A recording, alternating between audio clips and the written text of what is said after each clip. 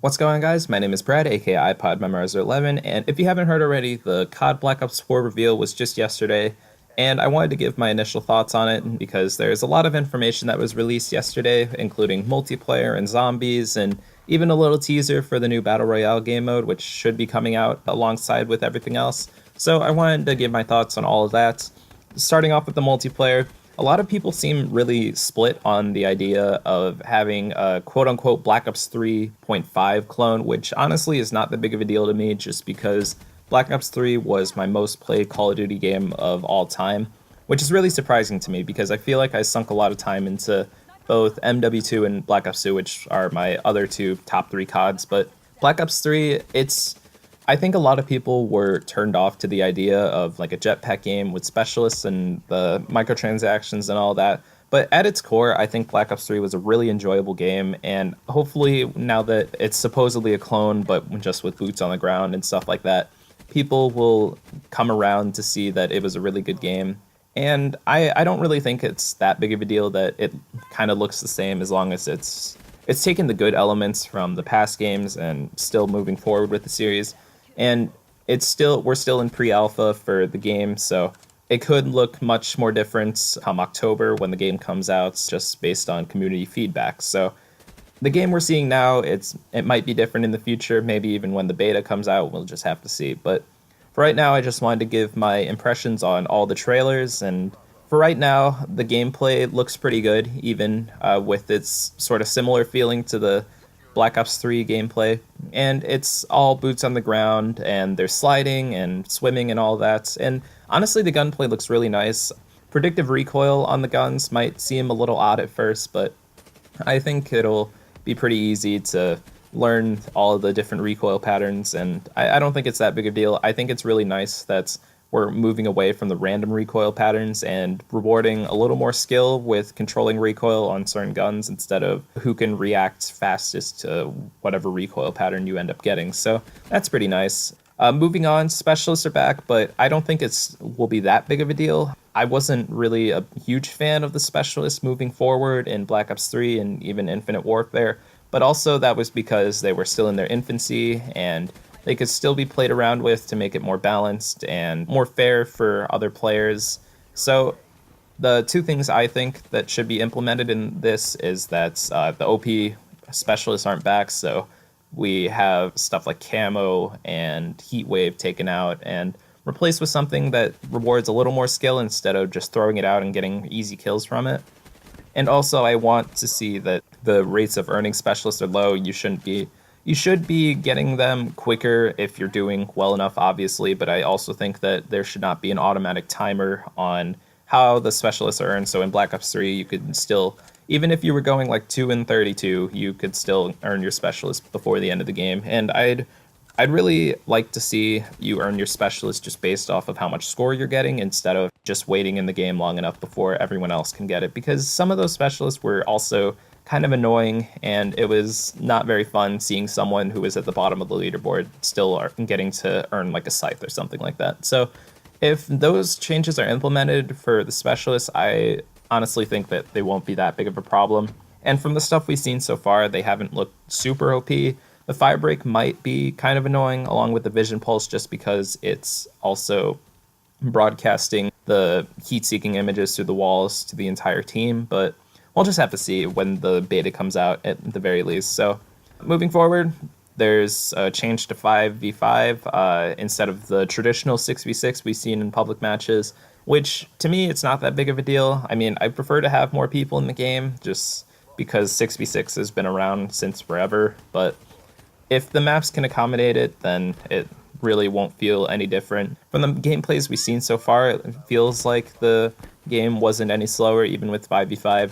But also, there's at least a couple maps in every COD where it just feels very slow on 6v6. So, like in Black Ops 2, for example, Turbine and like Aftermath were really slow maps traditionally. So, the gameplays in those was really long and really boring. So I'm expecting that to be occurring in at least a couple maps, but for the vast majority of it, I still think that the gameplay will not change very much, even if there's two less people on the map. Boots on the ground, they surprisingly enough, had to hammer it in that boots on the ground is here to stay and jetpacks are not coming back, which is really surprising because jetpacks really weren't that big of a deal to me. But for some people, they just very adamantly insist on boots being on the ground. And even if they hammered down this idea that boots were on the ground, people were still saying that, oh, yeah, it's not truly boots on the ground because oh, we saw this gravity, or not the gravity spike, but the grapple hook ability where you could just grapple into the air or something like that. And I think that's really dumb, honestly. From what I've heard, it's not like an always active ability, so you can't just be grapple hooking everywhere around the map. It's still like something you can only use like every 2 or 3 minutes, and it's just a one-time use thing. So boots on the ground to me, it's as long as the gameplay's good, it doesn't really matter if it's boots on the ground or jetpacks or anything like that. But for a vast majority of the community, seemingly enjoy the boots on the ground gameplay. So if it works, I'm all for it, I guess. But the the people complaining about, oh, it's not true boots on the ground because of whatever's going on, really need to stop and also stop having an opinion. So moving forward with like the actual gameplay, there's different attachments for the different guns, and from gameplay I've heard and seen and all that, there were also like stackable attachments, so you could get stackable bonuses. For snipers, there was like a quick draw 1 and 2, and if you threw on a quick draw 2, it would obviously ADS a lot faster. There was like FMJ 1 or 2, so you could obviously punch through walls a lot quicker, and that could be interesting. I'm hoping that you can only have one of these things active at a time, because you could still put 6 attachments on your gun, and it'd be kind of annoying to have 3 of these version 2 variants, I guess, on the attachments. So you could have, I don't know, maybe like a high cal 2.0 or something like that, and stacking it along with maybe quick draw or stock or something like that. So I'd prefer to see only one of these things.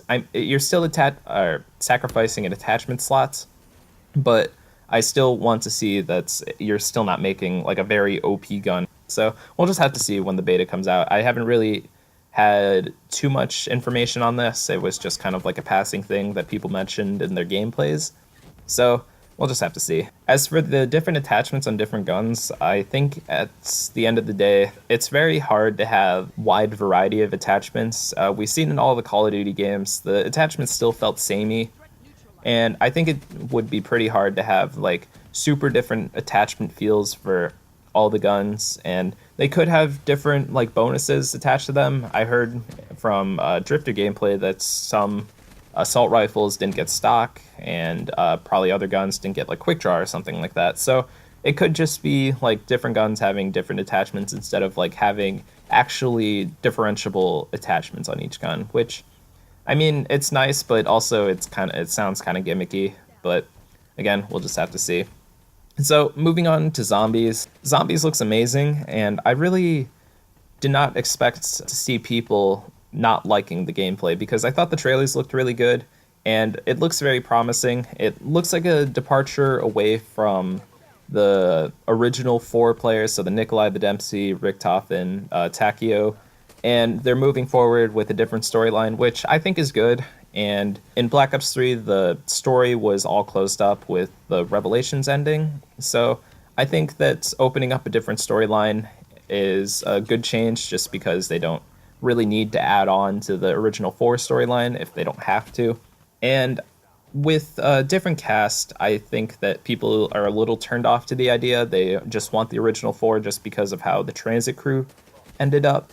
And to that I say that the transit crew they weren't really likable characters, and also it didn't really help that the maps that they were involved in were not that good. And also the storyline was not really that good, just because it was a fight between Maxis and Richtofen and people's heads, and they just had to do stuff. And honestly, the story was just not that enjoyable. So I think that with the new cast, it would have to be pretty likable characters. And for right now, it's kind of looking like that they'll be not as annoying as the transit characters. At the very least, it's pretty hard to be even more annoying than those characters, in my personal opinion. But the storyline seems kind of weird. It looks like some weird mirror artifact and this other artifact turning people into zombies, and that's kind of weird, but also we'll just have to see how the story plays out. And also, they didn't really reveal any like information if this would be tied into the original forecast. So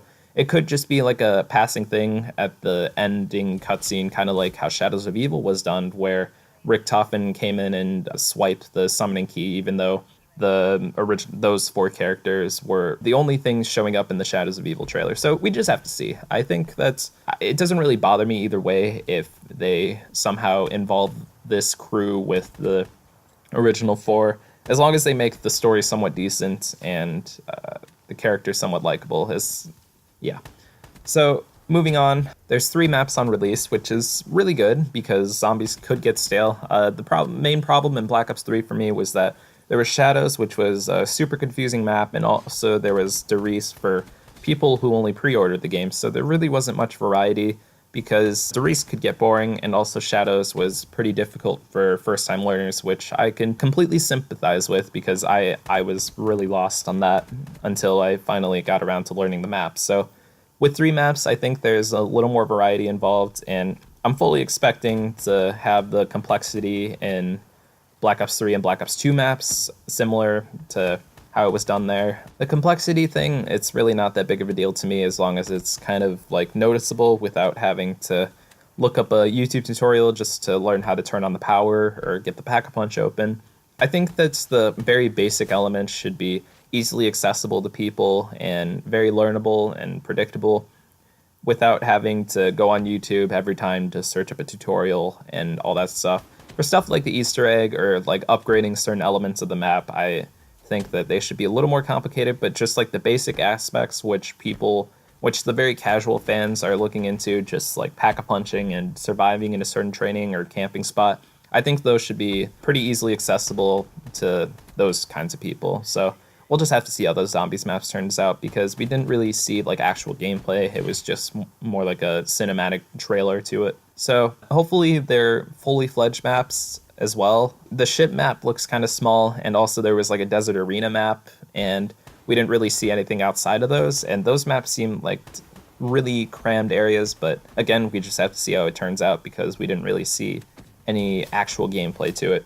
And Mob of the Dead is coming back, so if all else fails, we have Mob of the Dead, which is generally one of the more well-liked zombies maps in the community. So that's all I got on zombies. It's a pretty positive opinion overall. Again, I'm not that hard to impress with zombies. I generally like all the zombies maps except for the transit crew maps, so like transit, die rise, all those. So at the end of the day, as long as the gameplay is good for zombies, it's really not that big of a deal to me. And as long as the game is learnable at that and not very annoying. We only saw one boss type zombie, which seems to be like the current trend, I guess, to have like a boss type zombie in the map. And it had some weird Resident Evil vibes to it, but again, we only saw him at the end of one trailer, so it could be much more different when the game actually comes out. So that's all I got on zombies. Moving on finally to Battle Royale mode, and this is going to be a little short just because they didn't really show any gameplay. They just kind of mentioned that, oh yeah, we have COD Battle Royale coming and it's going to be bigger than Nuketown. They also said that they would be kind of taking away elements from certain maps, so you could see like a raid or summit in different areas of the map, which I think could be good. And overall, I think that COD Battle Royale could be done very well. It could be like a much better PUBG just because the COD gun mechanics and also the gunfights are relatively smooth, at least compared to something like PUBG, which is a little slow and buggy. So I think that it could be a pretty direct competitor to it. Now, will it dethrone Fortnite as like the top Battle Royale game? It really all depends on how willing Activision and I think Raven's working on it, how willing they are to fix the game and be more attentive to community feedback. Because right now it's pretty hard to keep up with how Epic is attending to their community feedback. So we just have to see. If they can update their game well and make it like a balanced and really fun game, then I think that it could be a pretty good standing game. And as long as they update it more past a year, that'd be nice too, instead of abandoning it with like 3 months to go in the game cycle. But from what I heard from the leaks and also some other sources, it sounds like they're going to be working on it for multiple years. So that's pretty good. So I've identified all the positives in the trailer, and this is already getting to be a very long commentary, but I just wanted to address one more thing, which is the problems I identified with the trailer. Now, this isn't going to be as long of a part just because I've said a lot of positive things, but I also wanted to address the negative things that I have with this just because I don't really want to look like a shill for Activision and Treyarch, so I gotta identify the problems with what I see with this game. And the main one I saw with multiplayer, especially, is that the gameplay is more focused around teamwork, which isn't really how COD was built up. It was more based around casual gameplay. You could easily hop into a team deathmatch game without really having to worry about your team. Wins, some people focused on them, I guess, but also it really wasn't a big deal if you won or lost a game. KD seems to be like the main thing for people, which I can see why they want to move away from the KD. Like they took away the kills, the exact kill death scoreboard on the leaderboards and stuff like that, and replaced it with damage given to players.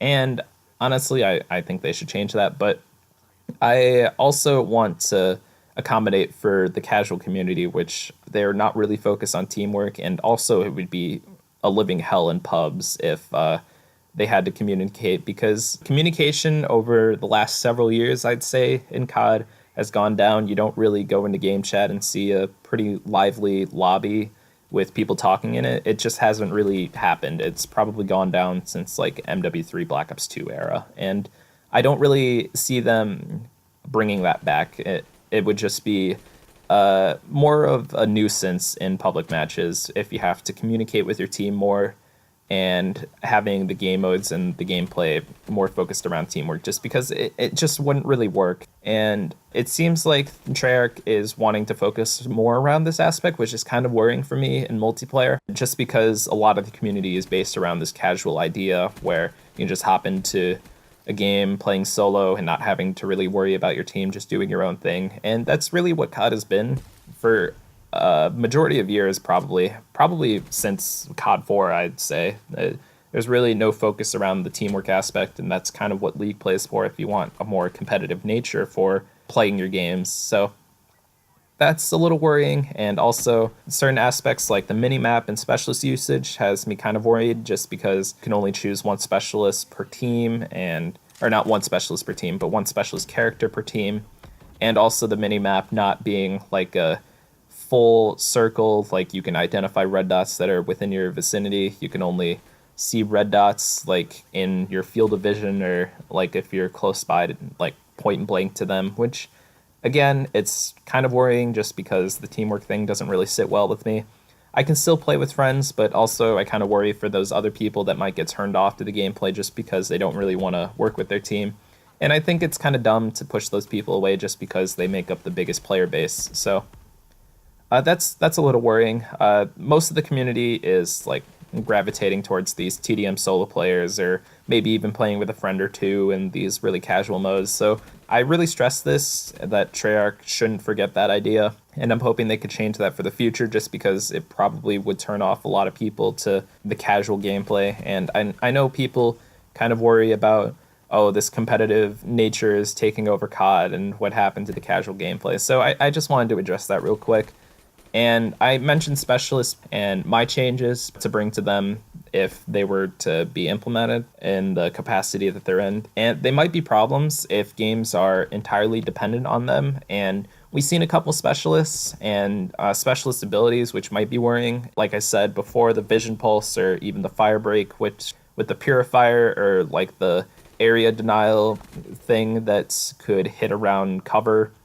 And those could be worrying just because we don't really know how much they dictate the outcome of the game. And I don't really want some special ability to dictate that. I want it to be based more around the gunfights and also even kill streaks a little bit. But mostly gunfights. I don't really want something that's little Timmy can get and decide the outcome of a game. It just doesn't work like that.